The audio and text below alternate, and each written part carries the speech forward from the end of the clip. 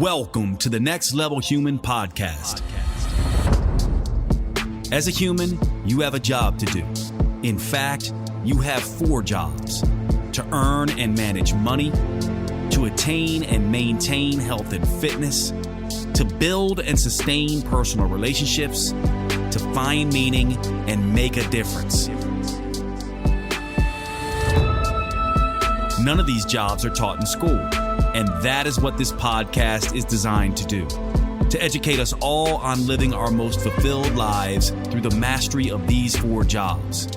I'm your host, Dr. Jade, Teta, and I believe we are here living this life for 3 reasons, and 3 reasons only: to learn, to teach, and to love. In this podcast, I will be learning, teaching, and loving right along with you. I'm grateful to have your company.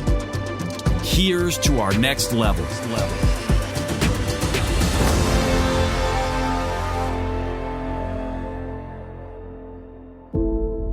Okay, what's going on, everyone? Welcome to today's show. Today's show is going to be on exercise, and I'm going to start this podcast out with a few questions for you. Question number 1 would be, why is it that you think, what would be your hypothesis of why people don't work out? What would be the number 1 reason why you think people don't work out? So that's question 1. Is it because they don't have time? Is it because they don't have know-how? Is it because it's too difficult? All of these things have been shown in research to be reasons. One of the major reasons, though, is time. I would argue that time is definitely a big one, but really, we all have plenty of time, right? Leisure time. So there must be another aspect to that. And if exercise was fun for people, they would probably make the time for it, right? So I oftentimes think there's something about exercise and perhaps the way it's practiced by many people that makes them not want to do it. It's sort of like putting your hand on a hot stove. No one does that voluntarily, do they? So the question is, why don't people exercise?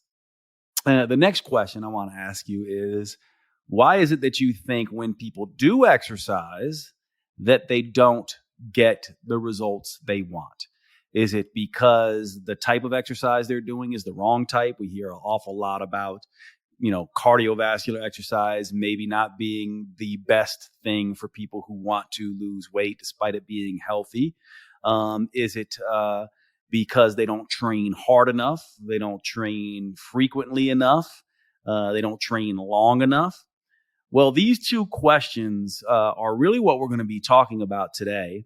We're going to be talking about the idea of rest-based training. Now, rest-based training is a concept that I developed all the way back in 2004, and it is a concept that I have written books about. I have lectured, to many different health and fitness organizations, IDEA and others. I've lectured on it for continuing education units for doctors, personal trainers, you name it. I have been teaching about rest-based training for quite some time, although in the last 5 to 7 years, I've been relatively quiet about it as I had my company, Metabolic Effect, basically join with Metabolic Living, which is now becoming metabolic.com. And it really speaks to rest-based training. It speaks to, and it was developed, I came up with it to answer the questions that I just asked you. One of the things that I saw very early on, and I'll give you a start out this podcast with just giving you a little bit of history in case those of you who listen to this podcast haven't heard this before, but it's surprising for people to know that I got started in health and fitness at the age of 15 years old. I consider 15 being my start date because that is the date and the time that I made my first money personal training. I was basically playing high school football, JV at the time. I started to write programs for people on my football team in the off season to stay in shape for football. And that turned into writing programs for some of their mothers and fathers and family members. And I started to make money off of personal training as early as 15 years old. And so when I say I've been in the health and fitness industry since 15, this is what I am referring to. And it started out with an interest in fitness. Now, I had two older brothers who got me into training very early on and were instrumental in teaching me the basics. In fact, when I was 10 years old, I was begging my father to let me start weight training with my older brothers. At that time, it was believed that starting weight training that young would stunt your growth. And so he basically said, no, you can't do it. And I had been begging him since the age of probably 7 or 8. And he had basically told me, look, you can do sit-ups and push-ups all you want. So I used to do thousands of sit-ups and push-ups. But by the time I was 11 years old, I started getting heavy into weight training. By the time I was in junior high school. And by the time I was 15, I was actually pretty advanced in weightlifting. As a matter of fact, my freshman year of high school, I was the 4th strongest kid in my school. And my sophomore year, I was the strongest kid in my school. When I was a freshman, I was benching 225 for multiple repetitions. I was able to squat over 300 pounds. I was doing things that you normally wouldn't associate with, somebody. I wasn't necessarily a very tall kid. I was about 5'10", but I started high school at 5'10" and about 180 pounds and was very lean. And that had to do with this training, all the training that I was doing. And one of the things that happened to me along that path is as I started personal training, I fell madly in love with exercise, basically all types, to be honest. I never was a cardio person, but if I couldn't weight train, I would have done cardio. I would have run. I would have done something. So I fell in love with this very, very early on. And it has always been something that I didn't quite understand why other people didn't love it or gravitate towards it until I started getting into undergrad. I studied biochemistry and paid my way through undergrad through personal training. And then I got into medical school and still did personal training and bartending as a way to pay my way through school. And I started to see pretty early on as I started to take exercise and fitness more seriously and see it as a career.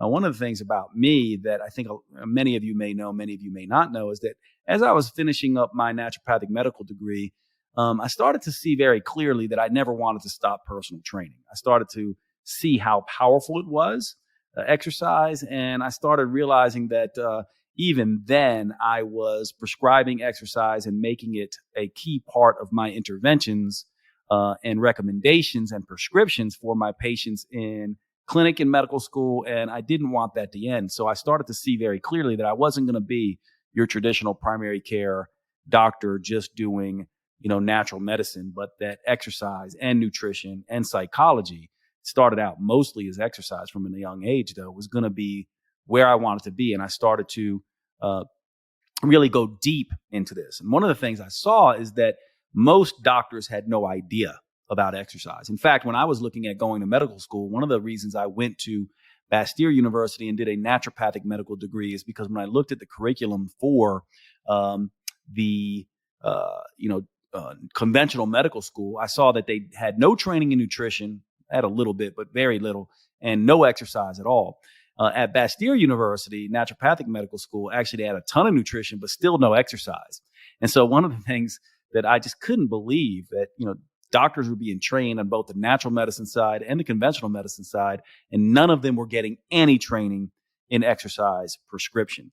And then also, one of the things I saw very clearly is that the way most people were personal training, including myself, and as a matter of fact, this came to me working with a client named Claudia. Claudia, if you're listening to this, I love you. And, she is someone who I worked with in Seattle. We haven't talked in years, but Claudia really helped me develop rest-based training. And it came about like this. We were in the gym, and Claudia, if you're listening to this, hopefully you'll laugh about this. But one of the things about Claudia was that she would push really hard, but then rest a lot. And she would be resting a ton in the exercise session. And it used to bother me because I was like, at that time, I was like, come on, push. Like, what are you doing? Why are you resting? Everyone else would sort of go, and keep going. one of the things I discovered though is I started to put heart rate monitors on my clients, my personal training clients, um, as part of what I did. And what I began to see is that Claudia versus all my other clients, her heart rate was on average way higher than everyone else. I also saw that Claudia seemed to be getting much better results than everyone else in the gym. And this began to kind of make me ask a question. And the question was, okay, like Claudia seems to be more consistent, even though she didn't love to exercise necessarily. She seems to be pushing much harder, and she also seems to be resting more than anybody. And one of the things about Claudia as well is that, I would be, come on, go, go, go, go, go. And most everyone else would listen to me. But Claudia was pretty much like, I'm going to go when I'm ready. And I started to realize that there was something about the way that she was approaching exercise that was different than everybody else. She took control. That made her more consistent. She also was taking more rest, and that allowed her to push harder. And so I saw this clinically first, this idea of her focusing on rest rather than work, and actually, ironically, working harder as a result of focusing on rest instead of work. And this began to make some sense to me when I started to look at certain things. For example, if you look at sprinters versus marathon runners, now this is not a fair sort of comparison because many of these people are just built differently and they're built differently genetically. However, if you look at a sprinter, sprinters are very muscular. They tend to be type 2 dominated in their muscle fibers. Marathon runners tend to be type 1 dominated, but the two exercises couldn't be more different. It's when you look at these people practice, not during events, but when you look at them practice, sprinters run as fast as they can, take 3-4 minute breaks, then run as fast as they can again. It looks a lot like resistance training, at least the kind of resistance training I did coming up. Whereas marathoners basically would just run and plod and just keep going and not stop. So one was all out effort interspersed with rest. And the other one was a pacing strategy, a slower, longer, continuous run. And if you notice and you look at sprinters, they tend to be much leaner. Now, the muscle mass, it has to do with the muscle fibers, but I used to run body compositions on all these people, athletes and others throughout my career. And I always noticed that sprinters happen to be leaner. Now, it's not a true comparison because there's a lot of genetic factors, and some would argue that that's mostly genetic. But it's interesting nonetheless. And it got me interested in looking into this idea of resting. Now, at this time, interval training began to become all the rage, high intensity interval training, which was really, about a very defined, prescriptive, short duration, high intensity thing. So you would push hard for a minute and then rest for 2. But that minute you had to push. And what I realized is that for people like Claudia, she would take, of that minute, she would do maybe 10, 15 seconds hard and then rest. Everyone else of that minute would be pacing the entire time just so they can make it through the minute. So Claudia would be doing 15 seconds and resting 2 minutes and 45 seconds. And she was turning the interval training into something that was geared towards her. And so I began to look at this and then began to study it. And I began to come across some interesting sort of things. First of all, let's go through some of the exercise psychology. I mentioned the hot stove. And I think this is a good analogy for us to use with this idea of rest-based training. Obviously, you see a hot stove, you are not going to be able to put your hand on that stove without getting burned. So you're going to use 2 strategies. Either you're going to put your hand over the stove far enough away from it so that you can feel some warmth but not get hot. But you won't be able to touch it. You'll be able to just hold your hand above it. And this to me is analogous to sort of marathon or pacing, just traditional type of cardio. But also, we know that if we touch the stove very quickly and pull our hand off, we also won't get burned.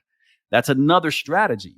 But only one of those strategies allows us to touch the hot stove without getting burned. The other one means we have to pace.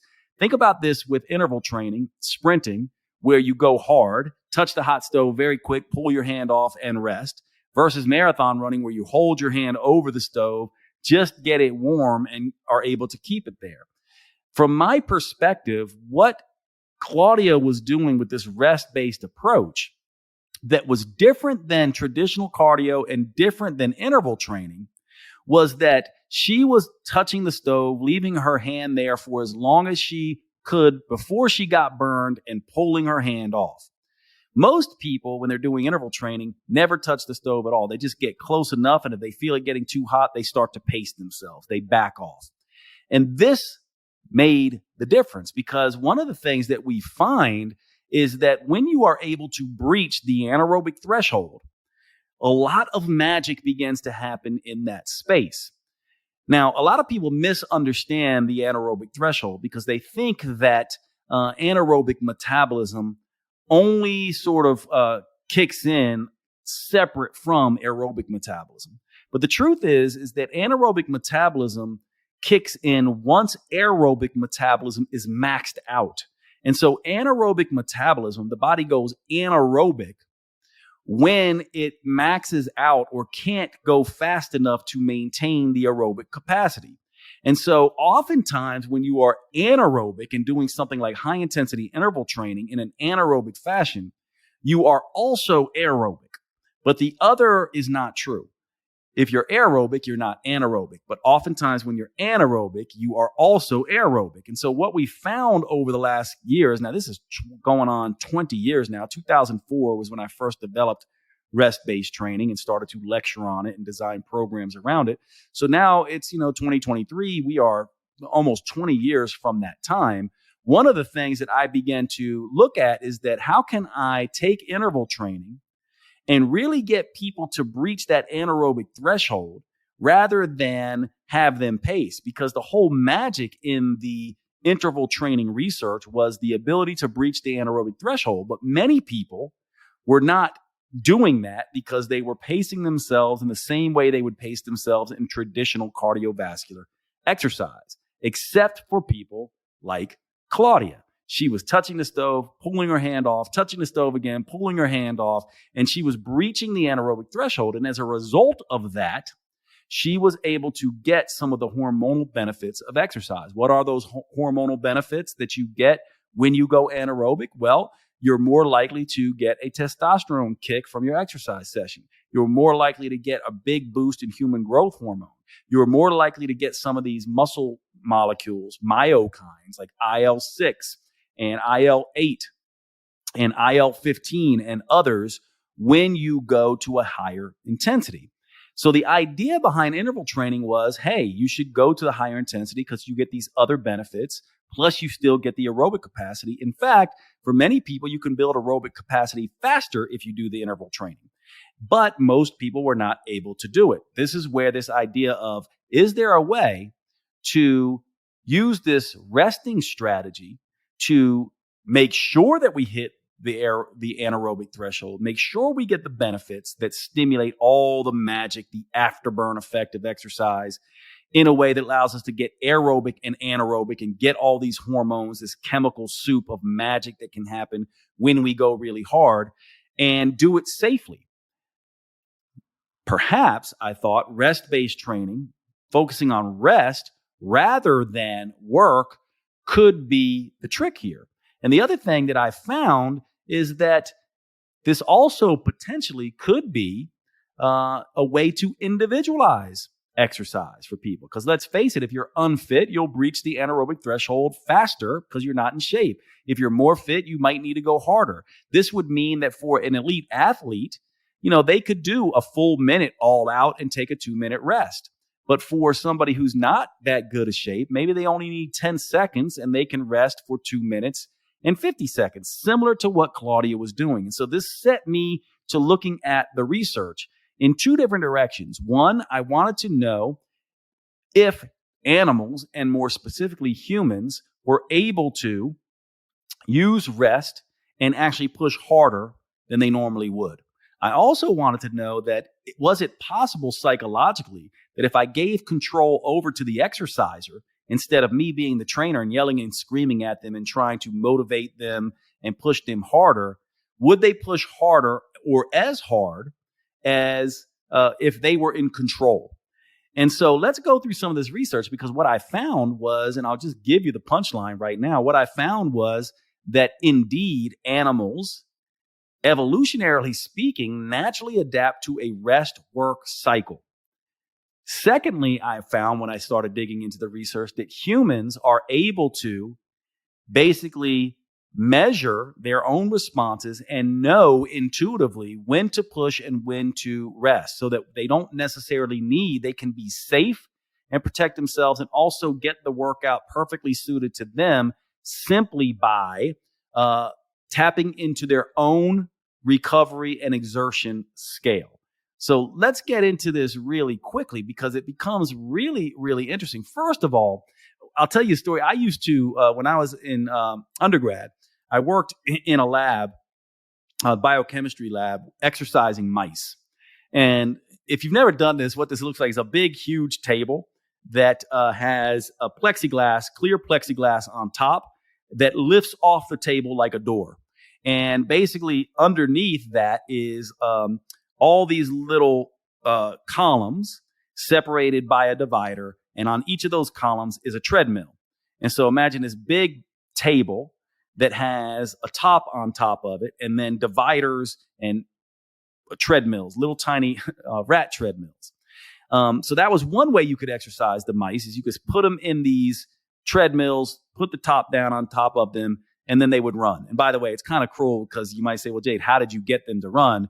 Well, at the back of the treadmill was a little shock plate. And so if they stopped running, what would end up happening is the treadmill would slide them. They would stop running. The treadmill would push them back onto the shock plate. They would hit the shock plate, and then it would shock them, and that would force them to jump back on the treadmill and run. So kind of cruel, but this is how we would exercise those mice. This was one way to do it. The other way to do it was they would sometimes exercise spontaneously, or we would have wheels in their cages. If you ever had a gerbil or a hamster, you know how this works.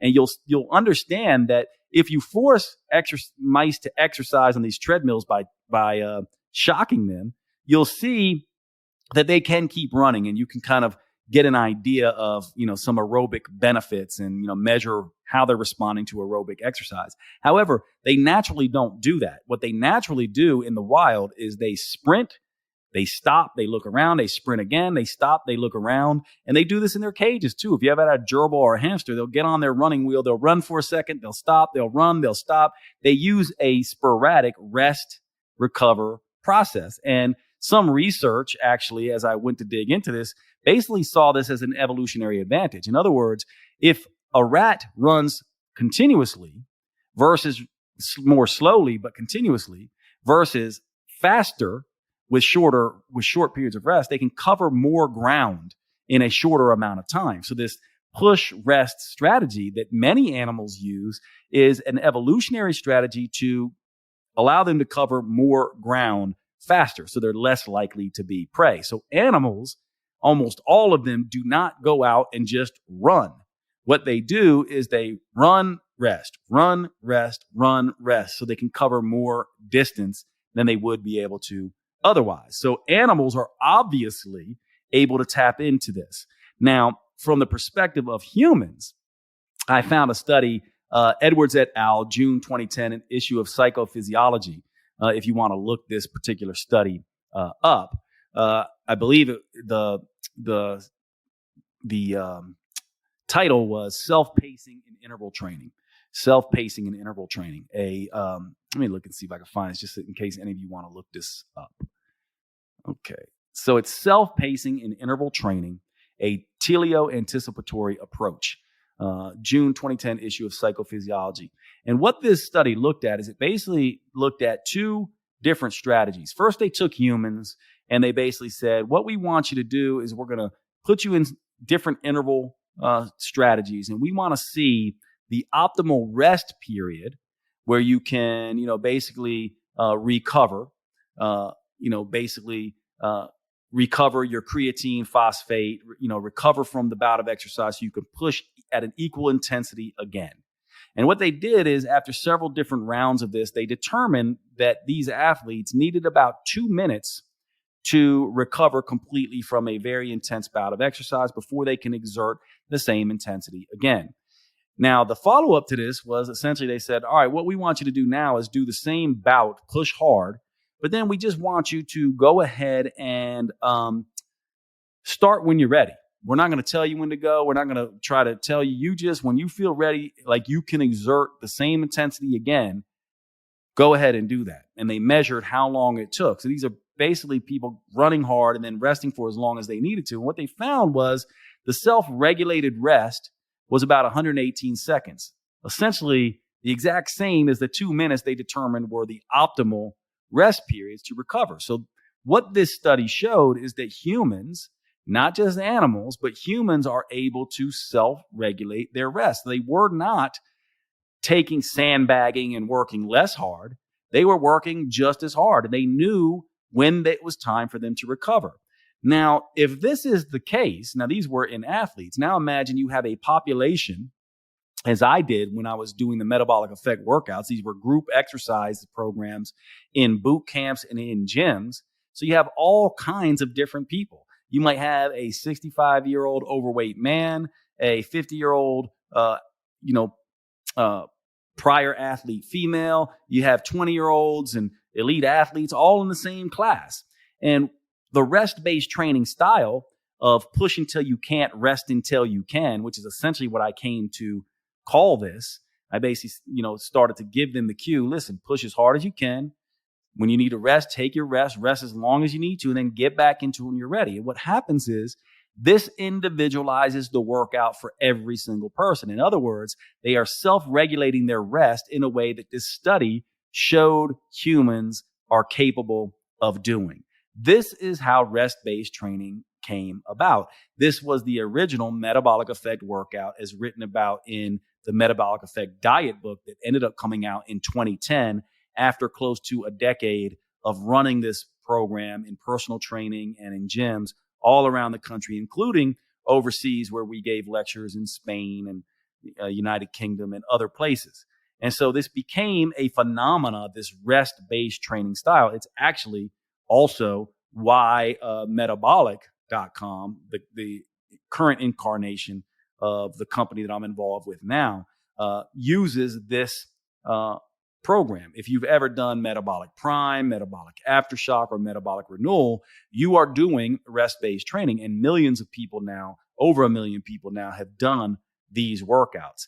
And they work because they allow you to breach that anaerobic threshold in a way that is geared towards your unique fitness level, individualizing the workout so that everyone can get the exact intensity needed to breach that anaerobic threshold and trigger all these beneficial myokines to deliver the results of both aerobic and anaerobic training all in one go. It is the only system that I'm aware of that allows you to individualize training to people of all different fitness levels and physical abilities within one class. It is still the only workout that I'm aware of that does this still after 20 years. And the mantra is push until you can't, rest until you can. So now you know where it comes from. And I want to just give you some of the key concepts here, because you might say to yourself, and a lot of people do nowadays, now that CrossFit has become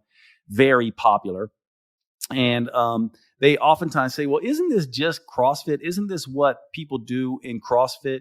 And the truth of the matter is it's slightly different, because in CrossFit, I would say CrossFit is more like a keep going workout. What you're doing is you're pushing yourself at very high intensities, but you're trying not to go all out. You're trying to leave some in the tank so you can last longer.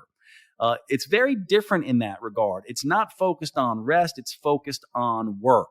And so it is slightly different, although you can use rest-based training in any workout system. You could use it in CrossFit. You could use it in traditional weight training. You could use it in cardio. You can use it in any way that you like. And so it's one of these things that fits into any workout program, so long as you push as hard as you can, force yourself to rest completely, and then get back into the workout. It's time for one of our sponsors, and this sponsor is a very exciting one and a new one, Timeline Nutrition and their supplement, MitoPure. Now, if I was going to ask you what is the most important aspect of metabolism, the mitochondria would have to be tops on your list. The mitochondria are the little energy producing factories inside every single one of your cells. They take the end products of the food we eat, they break them down into cellular ATP and provide energy for the entire metabolism. And these mitochondria, if they are healthy and acting appropriately, can keep us looking good, feeling good, living longer, and functioning better. However, when they are not at optimal function, when they are burning energy in a dirty fashion, when they are damaged, they actually speed cellular aging. They speed up the aging process. We end up suffering from things like fatigue. We end up having all manner of dysfunctions, including weight loss resistance and other issues around weight loss. The mitochondria are the most important elements for the metabolism to function optimally, lose weight, age appropriately, etc. In this compound, MitoPure, that Timeline Nutrition has developed, there is a product called urolithin A. Now, urolithin A is an interesting compound because it is a postbiotic. Now, what does that mean? A postbiotic is a compound that is made from the bacteria in the gut. And so when you eat things like pomegranates, strawberries, walnuts, things with polyphenols like this, they go into the digestive tract, your gut bacteria start working on them, and they can create compounds. Urolithin A is one compound that is in the MitoPure product. It comes from, naturally occurs in nature from this bacteria in our gut that break down the polyphenols from primarily foods like pomegranates, strawberries, etc.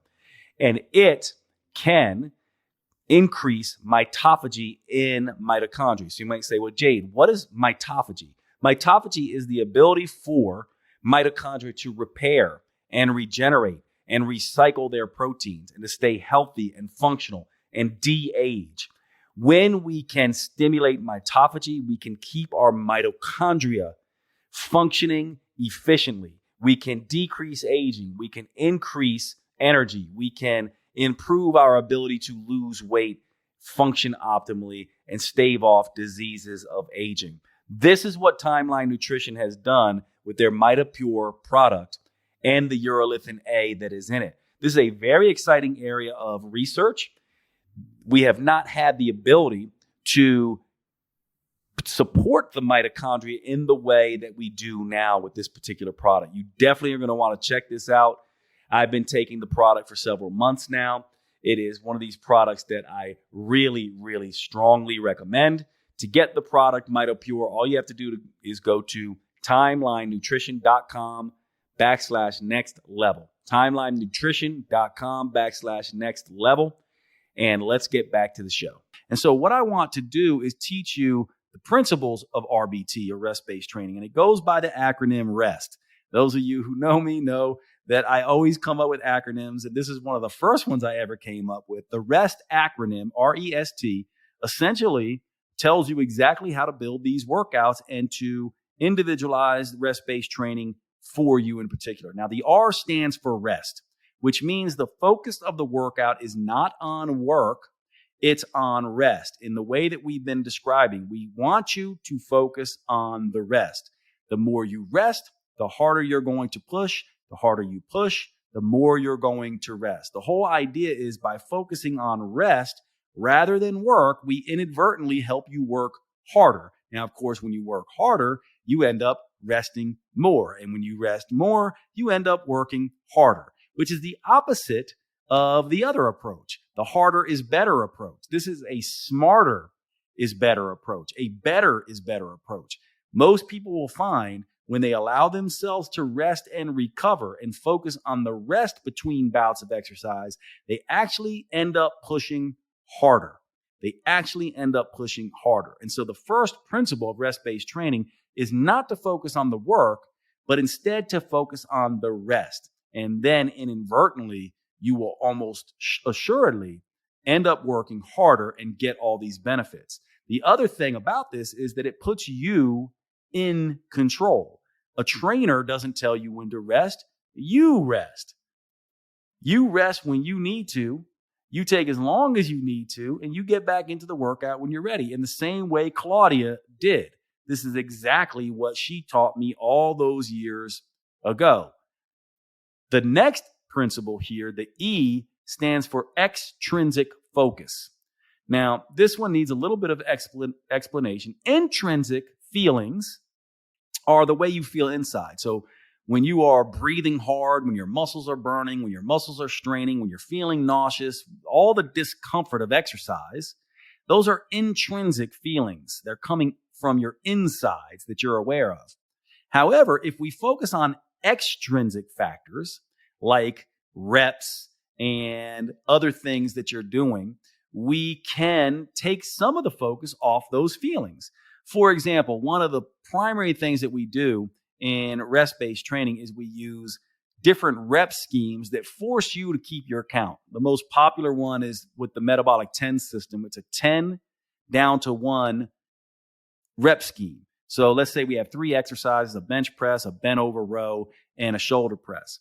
What you're going to do is you're going to do 10 of the bench press, 10 of the bent over row, 10 of the shoulder press, then 9, 9, and 9, then 8, 8, and 8, then 7, 7, and 7. And because you have to keep track of where you are in these rounds and you're counting all the time and focusing on those extrinsic numbers or seconds, or reps rather, you can't be as diligent on focusing on the intrinsic stuff. And so it makes it psychologically easier, and therefore you can push harder. Now, when this is guided by a personal trainer or a group exercise instructor, we use other extrinsic factors as well. We use many different exercises, many different motivation techniques. We, use different counting approaches so that we can try to force you to think less about what you're feeling and more about what you're doing. So E is extrinsic focus. So when you design your workouts, if you want them to be rest-based, you want to design them in a way that forces you to do things like if you were doing this alone, it forces you to keep track of your count. This is why the 10 to 1 metabolic 10 system is a very popular system for people who follow my workouts, because what they find, and they oftentimes say to me, is that, these 10 to 1 rep schemes where I'm doing this circuit and counting down from 10 to 1, and it gets easier and as I go along psychologically, it's getting harder physiologically.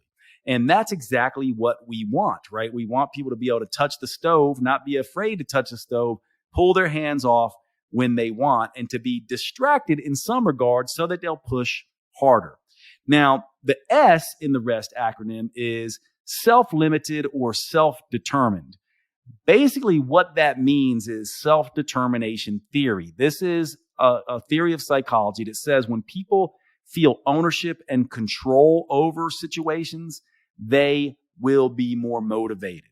And so when you are the one in control, when the workout is self-determined, determined by you, you decide how to alter the workouts. If you need a default or a regression or progression, you decide when to rest, how long to rest, and when to get back into the workout. All of those things allow you to take into account your fitness level and your physical abilities, and you always feel in control. So if I give you a barbell bench press to do and you have a bad shoulder, you can easily do a dumbbell bench press or a push-up or some other chest exercise, or perhaps no chest exercise at all. You are in control of adjusting the parameters of the workout as you see fit based on your physical abilities and your fitness level. And so by making the workout self-determined, putting you in control of the parameters, I can guide you, but not force you. And therefore, you get to determine whether you go to where I want you to go or not. And that's all by design. And the final aspect of this REST acronym is T, or time conscious. And what that means is that when you're resting, you push harder. When we're using things like extrinsic focus, it's forcing you to push harder. When you can control the workout, you'll be more motivated and push harder. In other words, the workout will be more intense than other types of workouts. And the more intense a workout is, the shorter it needs to be. And so rest-based training workouts tend to be very intense, but very short. They're very intense because they push everyone, no matter your fitness level, to that anaerobic threshold. They're very safe because they're self-determined by you. You get to control when you rest, how long you rest, and what works you do and how hard you work. But as a result of that, these workouts tend to be very, very short, anywhere from 10 minutes to 30 minutes max. These workouts are short. And of course, the ones that most of you have probably done, metabolic prime, metabolic aftershock, metabolic renewal, and any of the metabolic.com workouts, you know that these things are pretty short, usually in the realm of 15 to 20 minutes.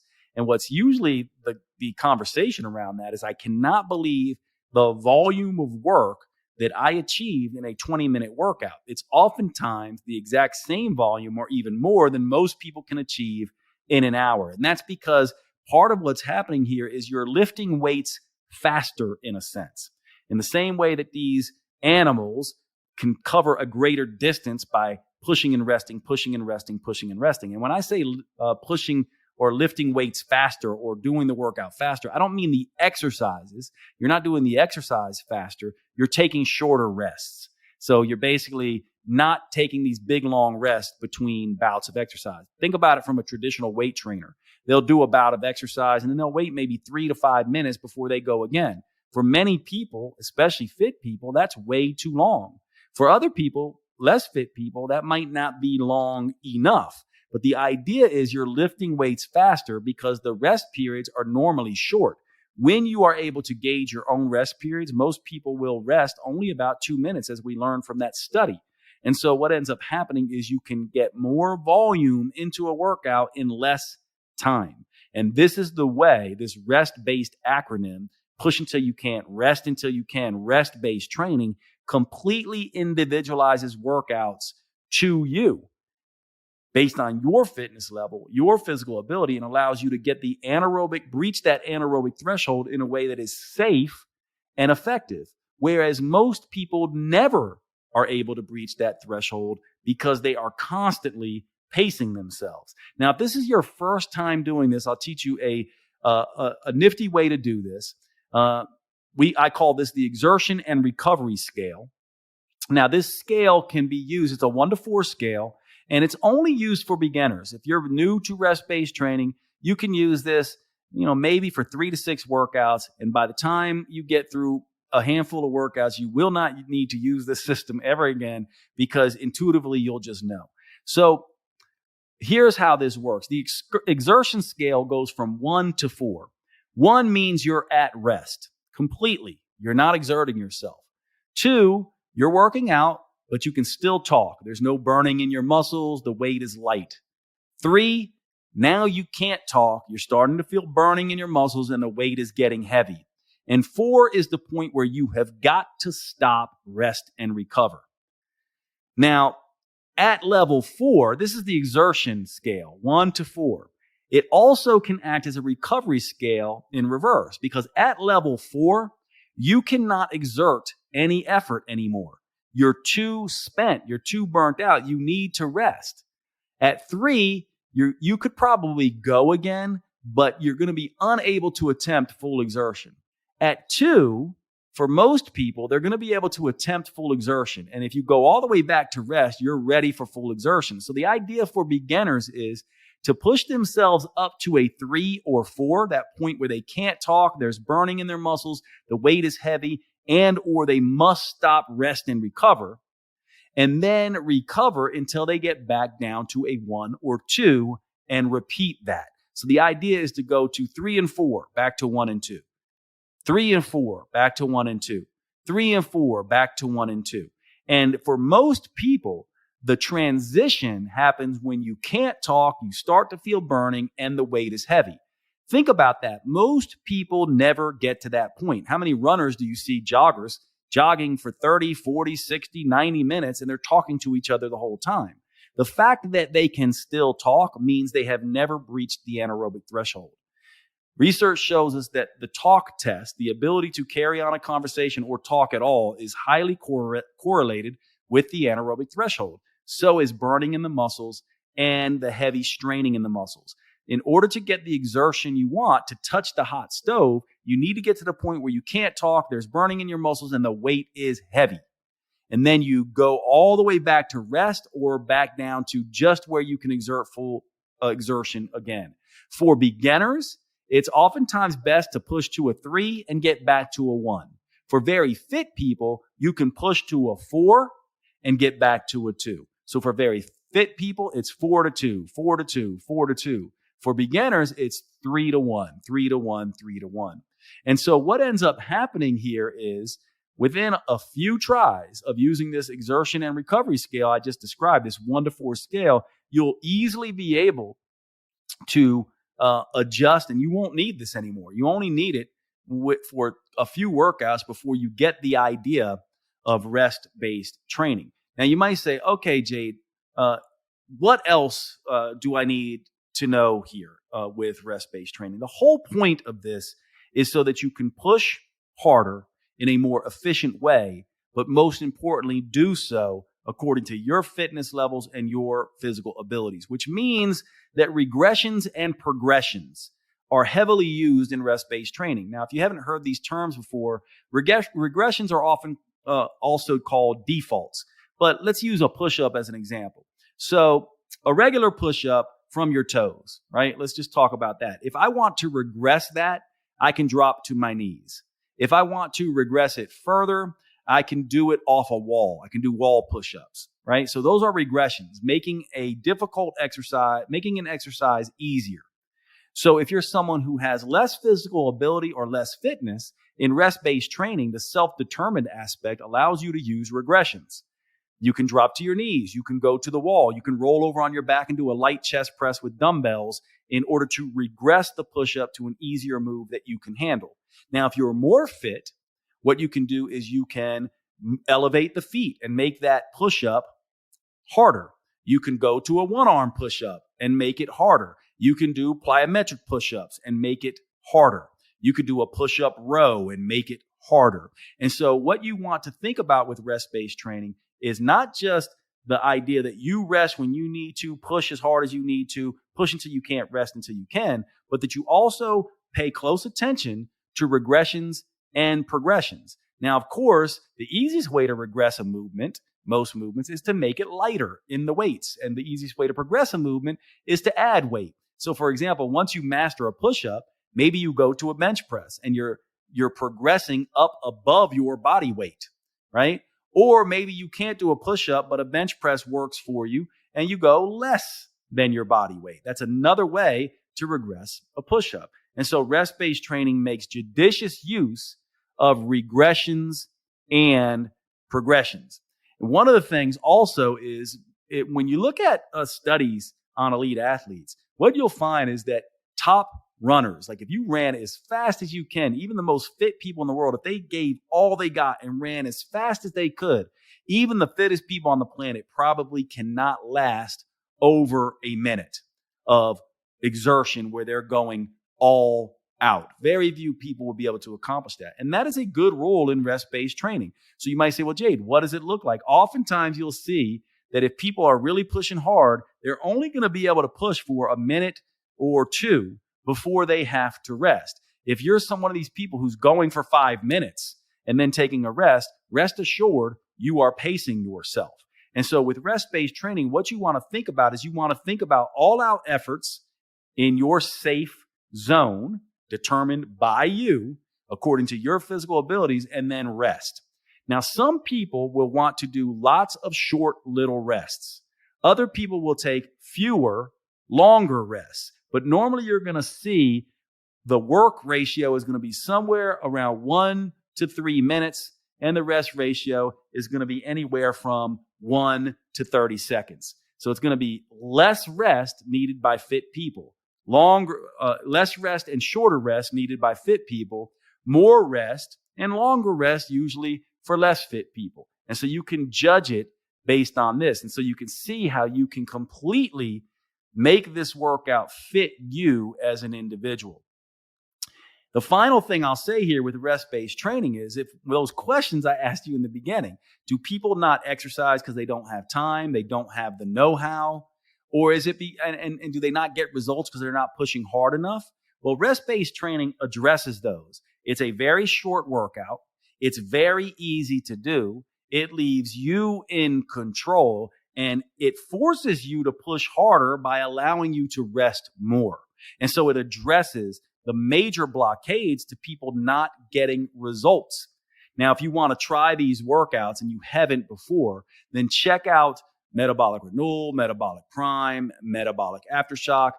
Or if you really want to get into an intense rest-based training style, you can actually do something like CrossFit or my system of Metabolic 10 to essentially, for you very fit people. CrossFit doesn't use rest-based training, but you can adapt it to rest-based training. And so this is a technique that allows you to completely individualize workout according to your fitness level and your physical abilities. And that's the reason it's so popular. That's the reason why it is the major factor that we use at metabolic.com. And I hope I've given you today the ability to take these principles and design your own workouts using rest-based training. So I'm going to stop right there today. And actually, before I stop, let me just give you a very quick workout in case there's some of you saying, okay, Jade, I like this idea. Can you give me a workout to do? Let's just go through a sample workout and then we'll end. And so here's one sample workout. It's a workout from my 2010 book, The Metabolic Effect Diet. It's a 20-minute workout and essentially consists of 4 exercises. So I'll just give you an example here. And we'll use sort of hybrid-based movements here. These are exercises that combine 2 or more movements into one. And so we'll do a squat and curl. So you'll squat down, come up, and curl. So you'll hold dumbbells by your side. You squat, you stand, you curl. You're going to hold on to those same dumbbells. And the next movement you're going to do is a lunge. You're going to lunge out, come back standing, and then you're going to, at that point, curl again, right? So it's a squat curl, 12 repetitions of the squat curl, and then 12 repetitions of the lunge curl, 6 on each side. Those are the first 2 exercises. Squat curl for 12, lunge curl for 12, 6 on each side. And then you're going to do a push-up for 12 repetitions and a shoulder press for 12 repetitions. And so what's going to happen here is you're going to do squat and curl, 12 reps. Lunge and curl, 12 reps. Push-ups, 12 reps. Shoulder press, 12 reps. Now, if you can, simply use a dumbbell that you can carry the entire time. And the way to do this is just pick the exercise that is the weakest exercise. So on this particular one, you can curl. You can shoulder press more than you can curl. So choose a weight that allows you to get 12 repetitions of curls on the first round. So you do squat curl, lunge curl, push up, shoulder press, all using the same dumbbells. Now, when you do the push-ups, just set the dumbbells aside, or you can use the dumbbells. If they're those hexagon dumbbells, you can actually just leave them in your hands and do them. They'll be on the floor and they'll act as your hands. Now, what's going to happen when you do this? What you do is you start your clock. It starts to run. The time starts to go. You do 12 reps of each exercise in circuit fashion. Now, what begins to happen is maybe you get through 1 full round. Maybe if you're super fit, you get through 2 full rounds. But at some point, you're either going to lose form or you're going to be burning. You're going to be too breathless, or the weight's going to get too heavy. At that point in time, you're going to stop and rest. And you're going to rest as long as you need to until you're ready to go again. Once you're ready to go again, you start right where you left off and continue the workout. And you push and rest in this fashion throughout the full 20 minutes until time's up. So maybe you get 12 reps of the squat and curl. Maybe you get 12 reps of the lunge and curl. Maybe you get to 6 repetitions on the push-ups, and then you have to rest. What you're going to do is you're going to rest as long as you need to, and then when you're ready to start again, you're going to start at 7 on the push-ups. So then you go 7, 8, 9, 10, 11, 12 on the push-ups, and now you're on the shoulder press, and maybe you get 9 reps on the shoulder press. You're going to stop and rest. You're going to rest as long as you need to, get back into it when you're ready, and now you'll get 10, 11, 12 on the shoulder press. And now you're back to squat and curl. And you push, rest like this throughout the whole 20 minutes. And you keep going. Now, what's going to happen?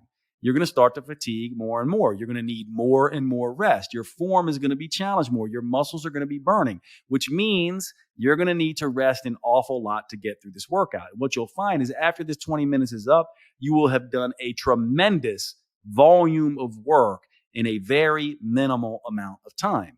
Do that 3 times per week if you're a beginner with walking and a good diet, and you're going to see magical effects happen. This is why the metabolic effect diet, metabolic renewal, metabolic prime, metabolic aftershock, this is why these programs are so popular. This is why millions of people have done these workouts, because they can be consistent with them. They are self-determined. They are rest-based. They are easy to do, and they get you to that anaerobic threshold to get your results.